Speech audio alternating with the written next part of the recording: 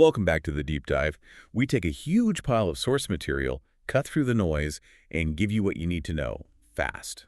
And today, we're diving deep into a really crucial stage of development, That's right, middle childhood. roughly ages 6 to, say, 11. And it's fascinating because, on the outside, things seem to calm down a bit after the toddler years. No more of those huge growth spurts. Exactly. But inside, it's a whole different story. The brain, the thinking processes, they're undergoing this massive renovation. A total architectural upgrade, you could say. And our sources today, they cover a lot of ground. Oh, yeah.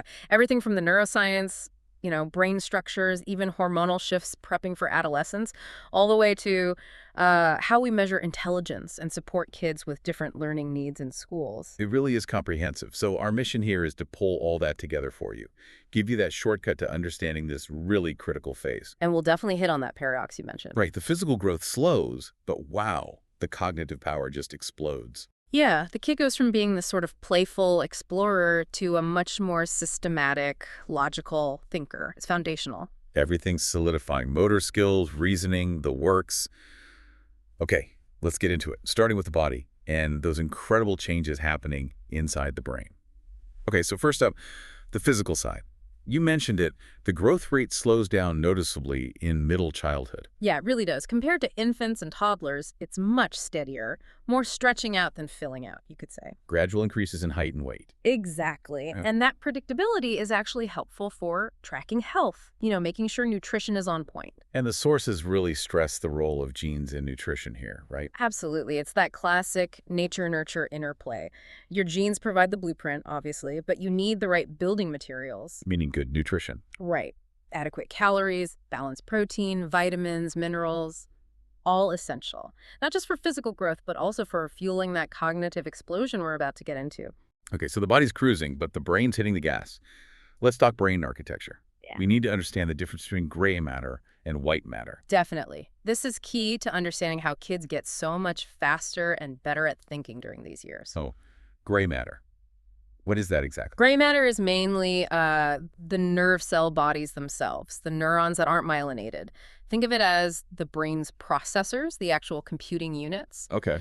And interestingly, during middle childhood, the brain actually does some pruning here. It gets rid of unused connections. Left-lining house, making things more efficient. Pretty much streamlining the processing centers, but at the same time, it's massively upgrading the connections between those centers, and that's where white matter comes in. Right, white matter. White matter is made up of the axons, the connections, that are coated in this fatty sheath called myelin. Myelin, that's the insulation you hear about. Exactly. Myelination is the process of building up this white matter, and that myelin sheath acts just like insulation on a wire. It dramatically speeds up the signals. How much faster are we talking? Oh, it can be huge increases.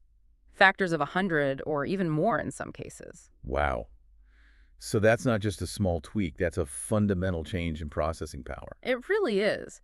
It means the child can suddenly handle problems with multiple steps, hold complex ideas in their head without losing track. It's a game changer. So the brain's shifting from like a slow general computer to a super fast specialized network. That's a great way to put it. And that efficiency boost underlies pretty much all the cognitive leaps we see. And the sources highlight two specific brain areas that are really developing now. The prefrontal cortex, or PFC, Right. and the hippocampus. Let's define those. Where's the PFC and what's its job? The prefrontal cortex, the PFC, it's right there at the front behind your forehead. It's basically the brain's CEO. The command center. Yeah. It handles what we call executive functions. Things like planning ahead, controlling impulses, staying focused, managing your working memory. And it's still maturing during this time. Oh, yeah. It's one of the last brain regions to fully mature. That process goes well into early adulthood. But it takes huge leaps in middle childhood. Which explains why a 6-year-old might blurt things out, but a 10-year-old can actually strategize in a game. Exactly. That improved self-control, the ability to think through consequences, plan steps, that's the PFC getting stronger, more connected. Okay, so that's the PFC. What about the hippocampus? The hippocampus is tucked deeper inside in the temporal lobe. It's absolutely vital for learning and memory. Forming new long-term memories. Yes, exactly. And also for spatial navigation, like remembering routes. When kids are memorizing facts for school or learning historical timelines, the hippocampus is working overtime. So its development means they can remember more complex information for longer. Right. Remembering multi-step instructions, recalling details from weeks ago, that improved memory capacity is thanks in large part to the hippocampus maturing. Now there's another change happening, more behind the scenes. Adrenarche. Sounds a bit like puberty, but it's different.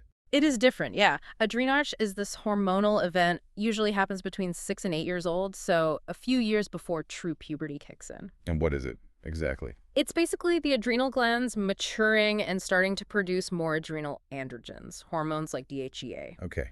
And what are the physical signs? The sources say they're often pretty subtle. They usually are. You might notice the very beginnings of adult-like body odor, maybe some slight early hair growth, skin getting a bit oilier. It's not dramatic. So the bigger impact is internal. How does this hormone shift affect the brain and behavior? Well, it's thought that this increase in androgens starts to influence brain circuits, particularly those involved in emotion and social understanding. Kind of prepping the system. Yeah, exactly. You might see the beginnings of increased self-consciousness, maybe slightly more intense emotions or mood swings. Peer relationships might start to feel more important. So it's like a quiet chemical signal nudging them out of early childhood. Kind of. It's mediating some of those neural changes, starting to build the complexity we see heading towards adolescence. The brain isn't just rewiring, it's getting these new chemical messages too. Okay, fascinating. And finally, in this physical section, motor development. Skills are improving here too, right? They are, yeah. Not like the overall growth rate. Motor skills are definitely advancing, though it's gradual. Kids get more coordinated, stronger, faster reaction times. So moving beyond just basic running and jumping. Right. They can start mastering more complex, nuanced activities. Think about learning to pitch a baseball accurately, not just throw, Yeah. or detailed drawing versus scribbling. Fine motor skills really take off. And that links back to the brain changes. Absolutely. That myelination we talked about, especially in the motor cortex and the cerebellum, is key. Faster, more precise signals allow for much better control. But these skills don't just magically appear. Context matters hugely here. Oh, completely. Where a child lives, what opportunities they have, it makes a massive difference. So access to sports teams or music lessons. Exactly. A child with access to structured training, coaching, specialized equipment will refine those motor skills much more quickly and to a higher level than a child who mostly just has unstructured playtime. The potential develops, but the refinement really depends on the environment.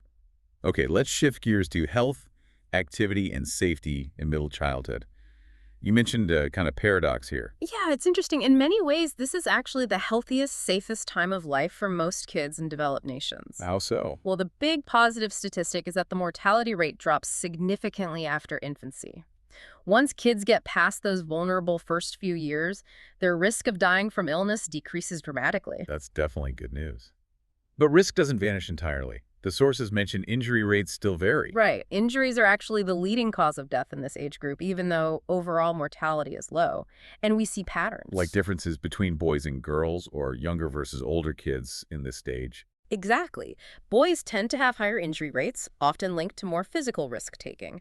Older kids face new risks as they gain independence riding bikes in traffic, more complex sports. It's not just about the individual child's temperament, is it? Context plays a huge role in injuries, too. A massive role. Things like impulse control matter. Sure that developing PFC again. But the environment is critical. Are there safe sidewalks? Well-maintained playgrounds? Is safety equipment like helmets or car seats consistently used and enforced? So prevention is less about just telling kids be careful and more about engineering safety into their environment. Public health measures are key. Seatbelt laws, helmet laws, safe playgrounds, proper coaching in sports. It's a community effort, really. Contextual opportunities for prevention are everywhere. Okay, let's talk about physical activity. Super important during these years. What's the recommendation? Most guidelines say kids in middle childhood need at least 60 minutes of moderate to vigorous physical activity every single day. Every day. And why is that so critical? What's the link between activity and, say, cognitive health? The link is incredibly strong. Physically, activity boosts blood flow to the brain. More than that, Sustained aerobic exercise actually promotes the growth of new neurons' neurogenesis, especially in the hippocampus. Memory center we just talked about. Exactly. So it directly supports learning and memory. And psychologically, the benefits are huge too. Better mood regulation, stress reduction, builds confidence, social skills, and team sports. So movement isn't just a break from learning, it's part of learning. It absolutely should be seen that way. But here's the problem. Most kids aren't getting enough. Sadly, no. Inadequate activity is really common. Busy schedules, screens, unsafe neighborhoods, lots of reasons. Which puts a lot of pressure on schools, right? What about PE? Physical education in schools becomes absolutely critical. For some kids, especially those without resources for outside sports or safe places to play, PE class might be their only chance for structured, vigorous activity during the week. So good. Regular PE isn't just nice to have, it's a public health necessity. It really is. The sources are clear. It's one of the most effective tools we have for this age group. And this lack of activity, combined with dietary changes, leads us straight to another major challenge: childhood obesity. Let's define how that's measured. BMI. Right. Body mass index, or BMI, is the standard screening tool. It's calculated from weight and height specifically, weight in kilograms divided by height in meters squared. But for kids, it's not just the number, it's how it compares, right? Exactly. Because kids are growing, obesity is defined based on percentiles for their age and sex. Generally, a child is considered obese if their BMI is at or above the 95th percentile on those growth charts. Okay. And what's the global picture? Are rates changing? They are, and unfortunately in the wrong direction. We're seeing rising obesity rates pretty much worldwide. It's a major global health crisis. As by? A whole mix of factors: urbanization, less active lifestyles, the widespread availability of cheap, calorie-dense, highly processed foods. It's a complex problem with huge long-term health and economic costs. What about specific risk factors? It's usually not just one thing. No, it's typically a combination. There can be some genetic predisposition, sure, affecting metabolism or appetite, but the environment is huge. Like lack of activity and poor diet. Definitely. High intake of sugary drinks, processed snacks, fast food, combined with not enough movement. But we also have to look at the socioeconomic context. How does SES play into it? Kids in low-income families often face bigger hurdles. They might live in food deserts with limited access to affordable fresh produce. They might have fewer safe places for outdoor play. Sometimes unhealthy food is simply cheaper and easier. So it's about individual choices within a system that often makes unhealthy choices easier. Exactly. It's an interaction between behavior and what some call an obesogenic environment, an environment that promotes obesity. It's a systemic challenge. All right, we've talked about the brain's hardware upgrade. Yeah. Now let's look at the software, how kids actually think during middle childhood. Two big frameworks here: Piaget and information processing. Let's start with Piaget. Right. Jean Piaget. He argued that around age 7 or so, kids move into what he called the concrete operational stage. Meaning their thinking becomes much more logical, organized, systematic. They can perform mental operations, manipulating ideas in their head. But, and this is key, it's concrete. Tied to the real world, things they can see and touch. Exactly. They still struggle with purely abstract hypotheticals, but they can reason logically about the objects and events right in front of them. It's a huge step up from the more magical thinking of preschoolers. And two key skills really define this stage. First, classification. Yeah, the ability to group things, not just putting all the red blocks together, but understanding hierarchical categories. Like knowing a robin is a bird and a bird is an animal. Precisely. They get that nested structure. This is huge for school, right? Organizing information, types of rocks, historical periods, animal kingdoms. It all relies on classification. Okay, and the second big skill, maybe the most famous one, is conservation. Ah, yes, the classic conservation tasks. This is understanding that a quantity stays the same even if its appearance changes. Like the water in different glasses experiment. That's the one. Or knowing that a row of pennies spread out still has the same number as when they were close together. Or that a flattened ball of clay is still the same amount of clay.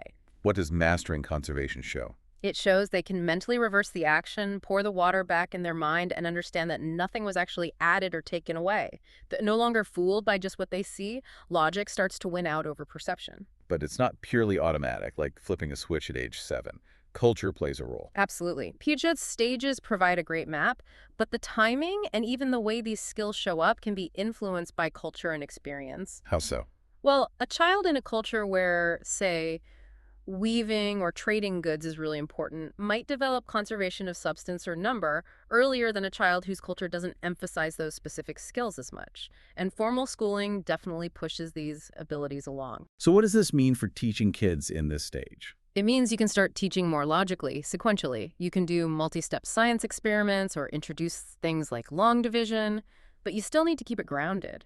Use hands-on materials, concrete examples they can manipulate and see. Abstract lectures won't cut it yet. Okay, that's Piaget. Now, the other big perspective, the information processing approach. How does this differ? If Piaget focused on the big stages, the qualitative shifts, information processing looks more at the mechanics, how the mental system handles information like a computer. It focuses on gradual, quantitative improvements. And things like memory and attention. Exactly. Two key areas that improve dramatically are working memory and executive function. Working memory. That's like the mental workspace. Yeah, the amount of information you can hold in your mind and actively work with at one time. Kids' working memory capacity increases a lot in middle childhood, which lets them tackle more complex problems without getting lost. And that ties into executive function, which we mentioned with the PFC. Right. Better working memory supports better executive function. This includes things like planning, shifting attention flexibly between tasks, and inhibiting impulses or distractions. So that's why an older child can stick with homework, even if the TV is on. Pretty much. Their ability to filter distractions and manage their own thought processes gets much stronger. It's not just the mental machinery getting better, though. Kids also become more aware of their own thinking. Yes. This is huge. We talk about metacognition. Thinking about thinking. Exactly. Kids start to understand how their own mind works. They realize what they're good at, what they find difficult. I need to study harder for spelling tests. That's metacognition. And part of that is metamemory. Right. Knowing about memory. Understanding that some things are harder to remember than others. Realizing you need to use strategies to remember things effectively. So they move beyond just hoping they'll remember. They start using actual strategies. Yes. They become much more strategic learners. We see them start using memory strategies deliberately. Simple rehearsal, just repeating information, is a basic one.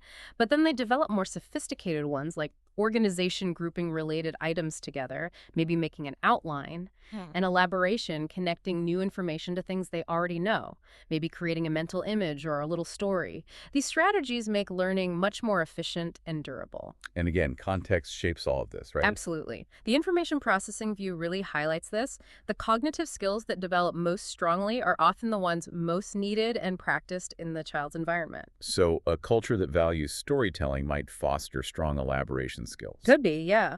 Or a school system focused heavily on testing might really push processing speed and working memory. The demands of the context shape the cognitive tools that get sharpened. Okay, let's tackle a big and sometimes controversial topic, intelligence. How do we even define it? Well, at its core, intelligence is often defined pretty broadly as the ability to adapt to the world, to learn from experience, to solve problems. And intelligence tests. Yeah. What are they trying to measure? Not just what you know. Right. They aim to measure intellectual aptitude, your potential to learn and succeed academically, rather than just accumulated knowledge. Though, of course, the two are related. Aptitude reflects both some underlying capacity and the learning opportunities you've had. And for kids, the go-to test is often the WASCV. Yes, the Wechsler Intelligence Scale for Children, 5th edition. It's widely used and respected. What makes it different? It's not just one score, right? No, and that's its strength. It provides scores on 5 different indexes, giving a much richer picture of a child's cognitive strengths and weaknesses. What are those 5 indexes? There's verbal comprehension, think vocabulary, understanding social conventions, verbal reasoning, then visual spatial processing, solving puzzles, understanding visual patterns, fluid reasoning, that's abstract problem solving, seeing relationships in new situations, working memory holding and manipulating information, like we just discussed, and processing speed, how quickly and accurately you can scan and process simple visual information. Okay, quite comprehensive. And for a test like this to be useful, standardization is crucial. Why? Standardization means the test is given in the exact same way, with the same instructions and timing, to everyone. And importantly, the child's score is compared to the scores of a large representative group of peers, the norm group. So you know it's typical for that age. Exactly. That rigorous process is what gives the scores meaning and allows for fair comparisons. And because it's so well standardized, the WISC-V is a strong predictor, Of what? primarily of academic achievement, school grades, success in traditional educational settings. It correlates pretty well with that. But, and this is a big but, scores aren't just about the child's innate ability. Context matters hugely. Let's talk about socioeconomic status, SES.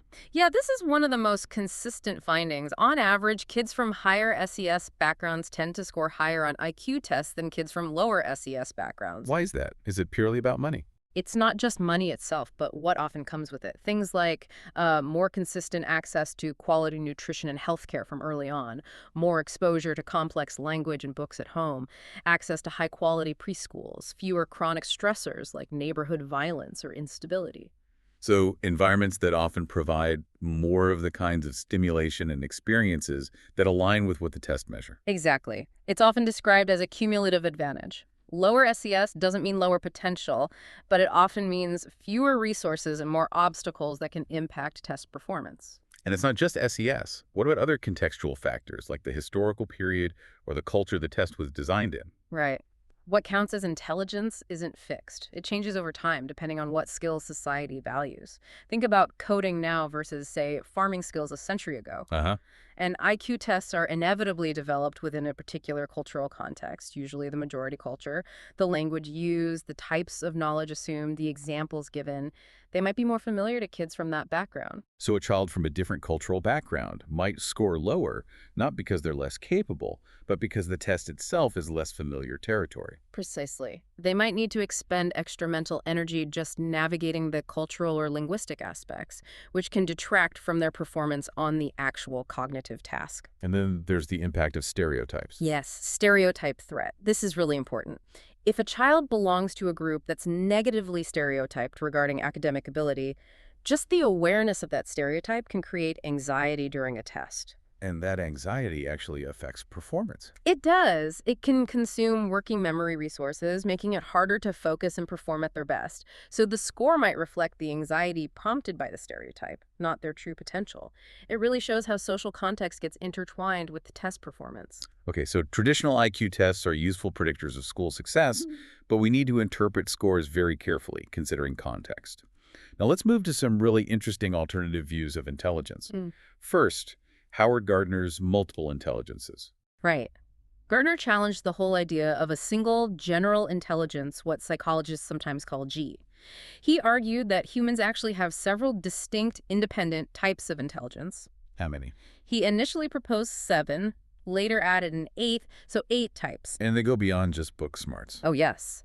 He included the ones schools usually focus on, linguistic and logical mathematical, but also spatial, bodily kinesthetic, like athletes or dancers, musical, interpersonal, understanding others, intrapersonal, understanding yourself, and naturalistic, understanding patterns in nature. 8 different ways to be smart. What's the big takeaway from this theory?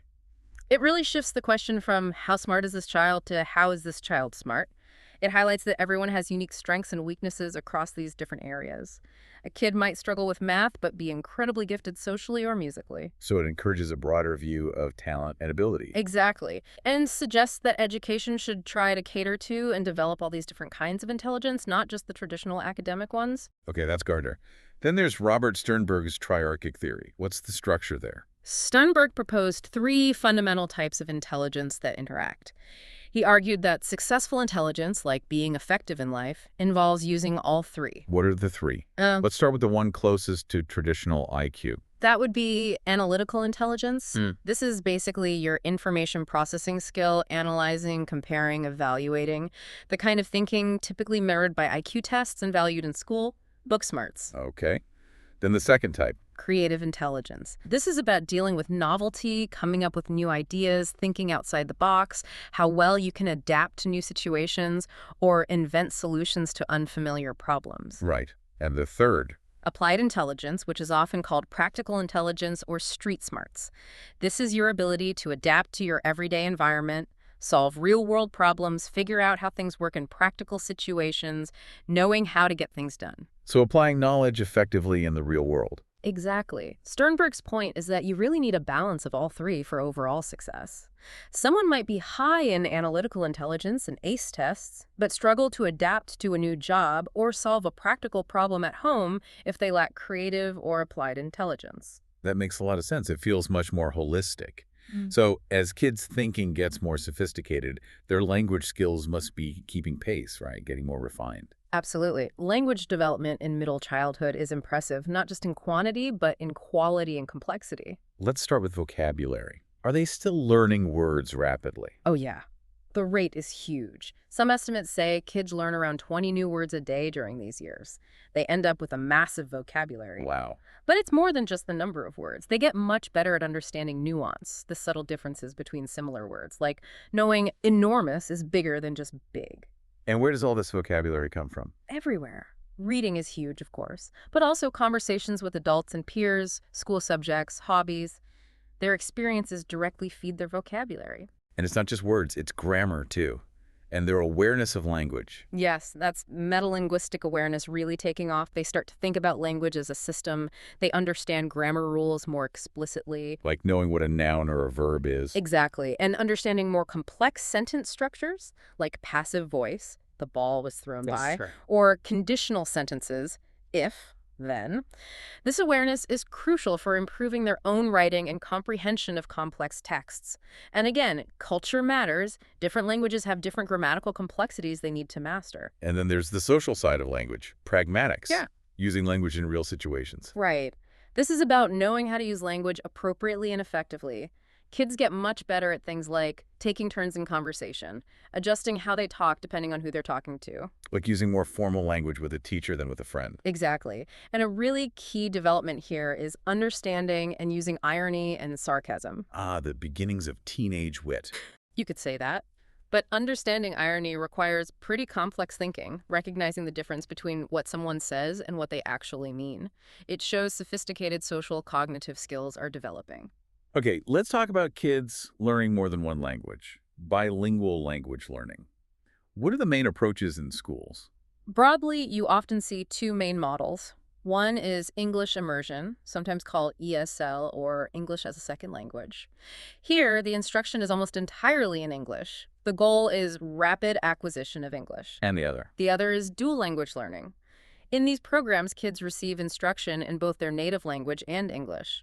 The aim is for them to become fully bilingual and biliterate. Is one better than the other? Research generally suggests that dual language programs have significant long-term benefits. While immersion might lead to faster English acquisition initially, dual language supports cognitive development, maintains connection to the home culture, and ultimately leads to high levels of proficiency in both languages.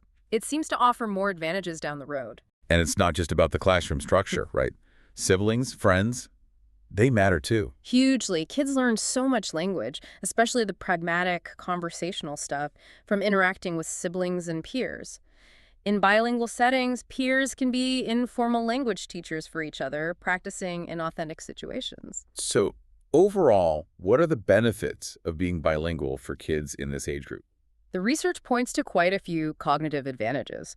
Bilingual kids often show enhanced executive function, things like better attention control, better at switching between tasks. Juggling two language systems seems to strengthen those control processes. And socially. Socially, bilingualism is often linked to greater cultural awareness, maybe even enhanced empathy, and potentially better social problem-solving skills. It opens up more perspectives. Okay, let's shift to the school environment itself. Different approaches to schooling. Teacher-centered versus student-centered. Right. Teacher-centered instruction is probably the more traditional model. The teacher is the main source of knowledge, delivers information often through lectures or direct instruction, assigns worksheets, controls the pace. Think rows of desks facing the front. Student-centered instruction, on the other hand, puts more emphasis on the child's active role.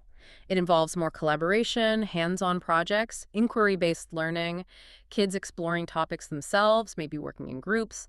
The teacher acts more like a facilitator or guide. Which is better? They both have potential strengths and weaknesses. Teacher-centered can be efficient for delivering basic facts. But student-centered approaches often align better with how kids in the concrete operational stage learn best through active engagement, exploration, and connecting learning to real tasks. It can foster deeper understanding and motivation. Looking at specific subjects, reading is fundamental. What's crucial for teaching reading? The sources consistently emphasize the importance of systematic phonics instruction. Teaching the letter-sound connections. Exactly, helping kids learn to decode words accurately and automatically. This builds fluency, which frees up mental energy for comprehension. And the flip side is critical. If kids don't master basic reading skills early on, say by 3rd grade, They fall behind. dramatically, it creates a widening gap that affects their ability to learn in all subjects. Early reading deficits have really serious long-term consequences. It's a make-or-break skill. What about mathematics? Is it just about memorizing times tables? Well, that used to be a common approach, lots of rote memorization. But modern approaches, often called modified mathematics curricula, emphasize conceptual understanding much more. So understanding why the math works, not just how to get the answer. Exactly. Using manipulatives, connecting math to real-world problems, focusing on reasoning and problem-solving, this aligns much better with Piaget's ideas about concrete operational thought kids need to see and do to understand abstract math concepts. Okay, we can't talk about modern schools without talking about technology and learning equity. Right. Technology is everywhere in schools now. Internet access is widespread. Digital tools offer lots of potential benefits, personalized learning, access to information. But there's a downside. A huge one, the digital divide. While schools might have tech, there's massive inequity in home access. So some kids have computers and fast internet at home, and others don't. Exactly. And if homework requires online research, or submitting work digitally, or even participating in remote learning, kids without reliable home access are at a profound disadvantage. Technology can actually widen the achievement gap if we're not careful about ensuring equitable access outside of school, too. A really important point. Finally, in this section, educating children with special needs. What's the basic requirement for schools? In the U.S. and many other countries, schools are legally mandated to provide specialized services to meet the unique needs of children identified with disabilities. And this is often formalized in an IEP. Yes, the Individualized Education Program, or IEP. It's a legal document developed by a team, including parents, teachers, specialists, that outlines the child's specific learning goals, the services they'll receive, like therapy or special instruction, and how their progress will be measured. And a key philosophy now is inclusion. What does that mean? Inclusion means educating students with special needs alongside their non-disabled peers in the regular classroom setting as much as possible and appropriate.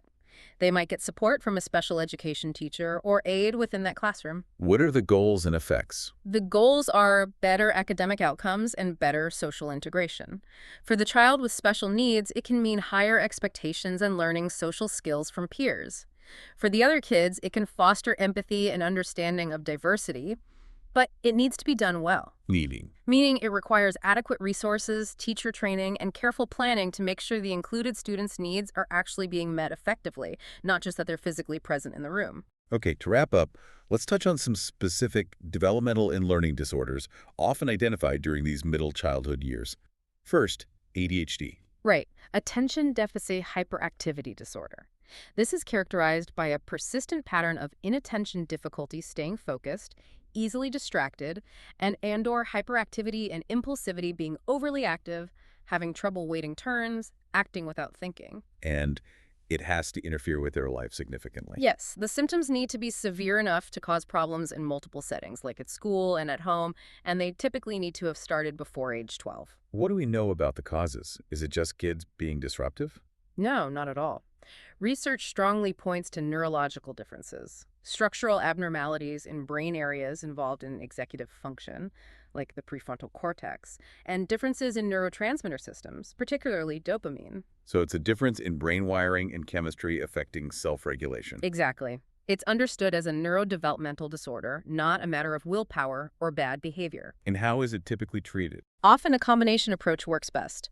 Behavioral therapies teaching coping strategies, organizational skills, and often stimulant medication. Stimulants. That sounds counterintuitive for hyperactivity. It does, but these medications actually help to regulate activity in those affected brain circuits, improving focus and impulse control for many individuals with ADHD. Okay.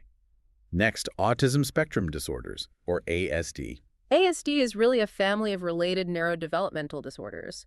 The core features involve persistent challenges in social communication and social interaction. Like understanding social cues or back-and-forth conversation. Right. And also restricted repetitive patterns of behavior, interests, or activities. This could be repetitive movements, intense focus on specific topics, or insistence on sameness and routines. Spectrum means it varies a lot. Hugely. That's why it's called a spectrum. The severity and combination of symptoms differ widely from person to person. What about causes? Still neurological? Yes, definitely neurodevelopmental. The exact causes are complex and not fully understood, but likely involve a combination of genetic predispositions and environmental factors influencing early brain development. Brain imaging often shows differences in how different brain areas connect and communicate in individuals with ASD. And how does ASD relate to intellectual ability? Is there always impairment? No, that's a common misconception. The effect on intellectual functioning varies greatly. Some individuals with ASD also have an intellectual disability, but many others have average or even above average intelligence.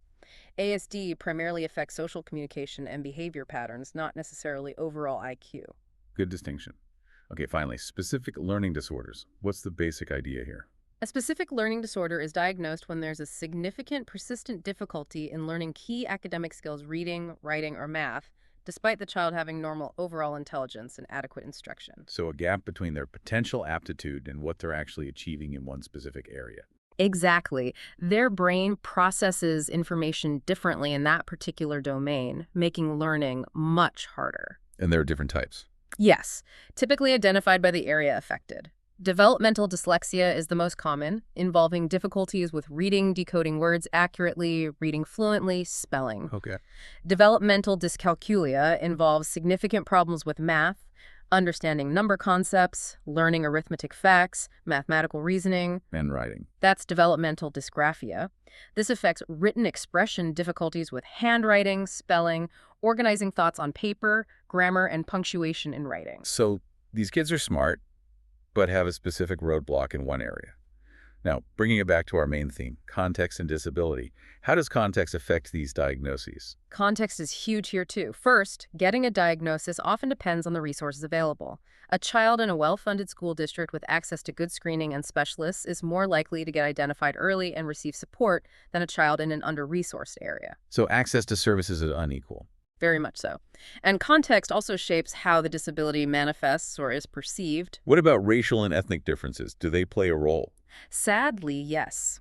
Research shows significant disparities.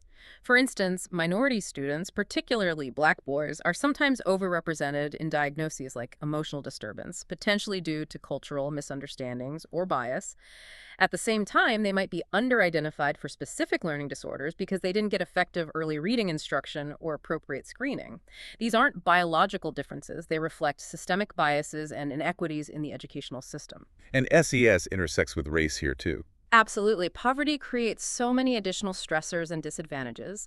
Unstable housing, poor nutrition, lack of preschool, exposure to trauma, all of which can impact learning and behavior, making it harder to distinguish a learning disability from the effects of adversity. So a child from a low SES minority background often faces a double jeopardy. The challenges of poverty compounded by potential systemic bias in the diagnostic and support systems. Addressing disabilities really requires addressing these broader social inequities, too. #tag outro. Well, that was a truly comprehensive journey through middle childhood. We covered a lot of ground. We really did. From those subtle hormonal shifts like adrenarche starting things off to the brain literally rewiring itself with more white matter for faster processing. Leading to that big cognitive leap into Piaget's concrete operational thought, giving kids the logical tools they need for school and beyond. And we unpacked intelligence, acknowledging the predictive power of tests like the WISCV for school, but stressing how crucial context, SES, and culture are in shaping those scores.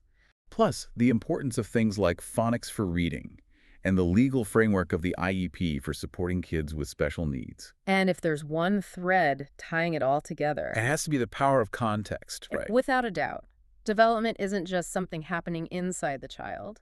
It's a constant conversation between the child and their environment. Whether it's safe places to play, affecting motor skills, Or the type of math teaching influencing understanding. or access to technology at home, creating gaps in opportunity. Exactly.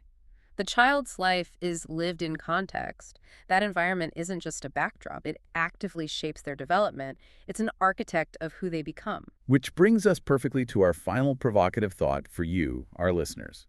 We talk about traditional intelligence testing, focused heavily on analytical skills. And contrasted that with Sternberg's triarchic theory, which adds creative intelligence dealing with novelty and applied intelligence, practical, real-world smarts. We know that success in life, adapting to jobs, solving complex real-world problems, often relies heavily on that creative and applied intelligence. Things that aren't always the main focus in traditional schooling. So here's the question to ponder.